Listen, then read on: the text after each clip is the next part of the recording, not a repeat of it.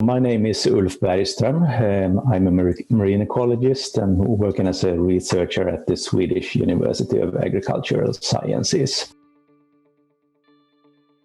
When we are talking about stickleback, we're referring to three-spine stickleback. We have a couple of different species in the Baltic, but the one we have been focusing on is three-spine stickleback. It's a small species. It rarely becomes more than 7 or 8 centimeters as an adult. You could say that it's a very successful species since it's found all around the northern hemisphere in both fresh waters and in marine systems. This species, although you can often spot it while walking along the shore, it's a species that sort of has gone under the radar in the Baltic when it comes to research. And it's quite recently that we realized that it may have a large impact on the coastal ecosystem as well. We have seen also that this is a species that has increased a lot during the last 2 decades, meaning that its influence on the ecosystem also has increased.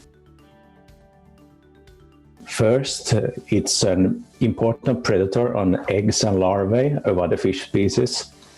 So we have seen that when we have a lot of stickleback, it can actually block the reproduction of important coastal species such as perch and pike. And as the adults of perch and pike, they are predators, and sticklebacks are one of their most common prey. But as in juveniles, the situation is reversed. So then the adult sticklebacks can eat the young life stages of pike and perch. What we've seen now is that predation from stickleback has actually wiped out the reproduction of these large predatory fishes, pike and perch, along large stretches of the Swedish coast. So that's one of the mechanisms. And then the other mechanism by which it's affecting the coastal ecosystem is that it's also an efficient predator on small crustaceans, which are living among plants and algae, like in the underwater forests of the coastal zone. And when we have lots of stickleback, they will decrease the number of these crustaceans, which in turn means that their food, which are the filamentous algae, they increase a lot. These filamentous algae, they also benefit from eutrophication, that is like excessive nutrients that we have in the Baltic Sea. So the chain of events we see here, which we're referring to as a trophic cascade from sticklebacks down to filamentous algae, that means that the sticklebacks will actually increase the eutrophication symptoms we see in the coastal zone in the Baltic.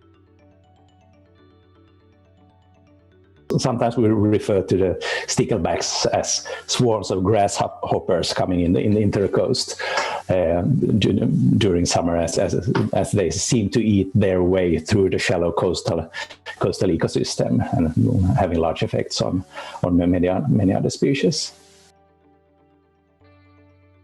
A regime shift is basically when we have a strong change in the structure and functioning of an ecosystem on several different levels. And that's actually what we see here in the coastal system now along the Swedish coast. Well, in a way, this is really the scary part about regime shifts.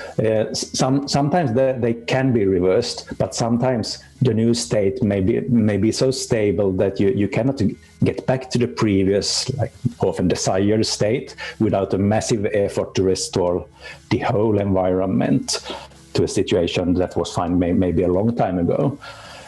So this means basically that the ecosystem might get stuck in this new state, and that is often because of different feedback mechanisms in the system, which are essentially locking the system in the new state. Actually, we've seen a somewhat similar regime shift in the open sea ecosystem of the Baltic as well, sometime around the late 1980s and in the 1990s. Then we saw a really sharp decline in the abundance of cod, which is it's the single most important predatory fish in these open sea areas.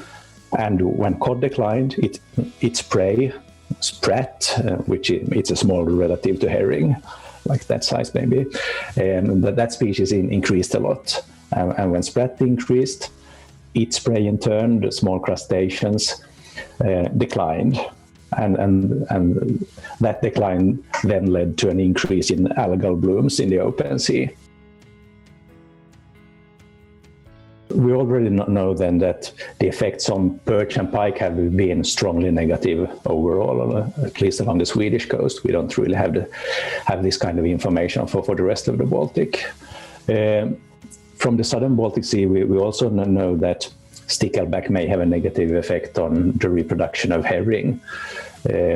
So it seems as if other fish species that are spawning in coastal waters may also be negatively affected the same way as perch and pike and also herring then.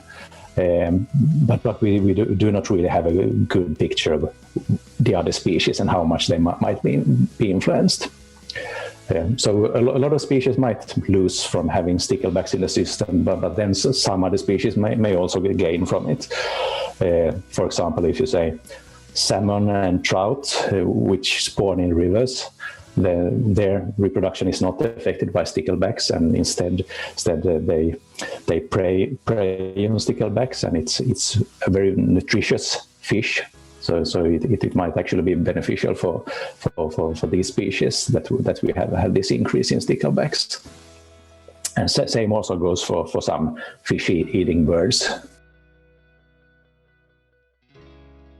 We could see the stickleback wave as a warning example that we really need to do all we can to restore the Baltic Sea ecosystem. We need to decrease the level of eutrophication. We need to make sure that we get large predatory fish back into the system and thereby restore important ecosystem functions. And especially in the light of the rapid climate change we're experiencing right now, it's central that we protect and restore ecosystems, because if we have well-functioning and undisturbed ecosystems, these are much more resilient to the impacts of climate change. And we will definitely need all that resilience in the coming few years.